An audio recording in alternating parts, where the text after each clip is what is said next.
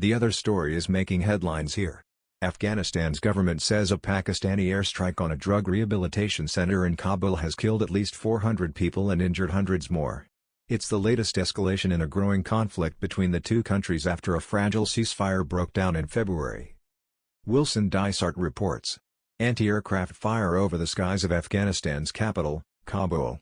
On the ground, scenes of bloodshed and horror, bodies burnt to ash. Afghan officials say that a Pakistani airstrike killed hundreds of civilians at a drug treatment center.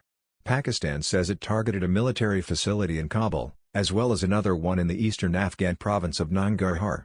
The strike marks a deadly escalation of a conflict between the two neighbors that has intensified in recent months, leaving hundreds dead. Pakistan has hit Kabul before, but without a death toll of this scale.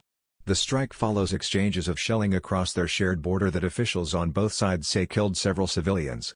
Pakistan accuses Afghanistan's Taliban-led government of supporting armed groups carrying out attacks on Pakistani territory. Hours before the strike, a United Nations Security Council resolution extended the UN's political mission in Afghanistan until June and urged the Afghan government to take active, immediate and demonstrable measures to curb attacks. Meanwhile, the World Food Programme says it's rushing relief to 20,000 people in Afghanistan displaced by violence. But with the world's diplomats consumed by a spiral of crises, a resolution to the Afghanistan-Pakistan conflict seems far away. Wilson Dysart, Al Jazeera. Al Jazeera's Kamal Haider joins us live now from Islamabad. Kamal, sir, what more is Pakistan saying about all this?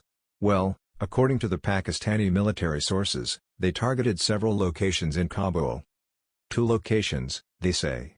They say that these were technical support infrastructures and ammunition depots that were targeted in Kabul.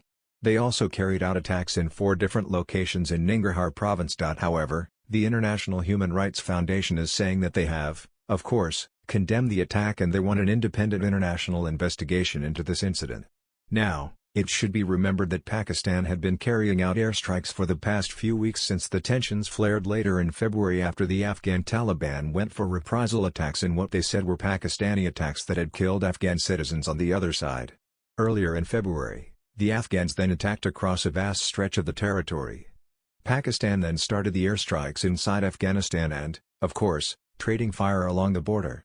So, this particular incident is, of course, alarming. If the Afghan claims are true, the attack started to unfold at about 9 p.m. Afghan local time in Kabul.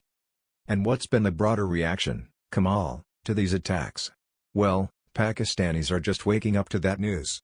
There hasn't been any reaction except the government denying that they hit a hospital which was intended for rehabilitation of drug addicts in Kabul.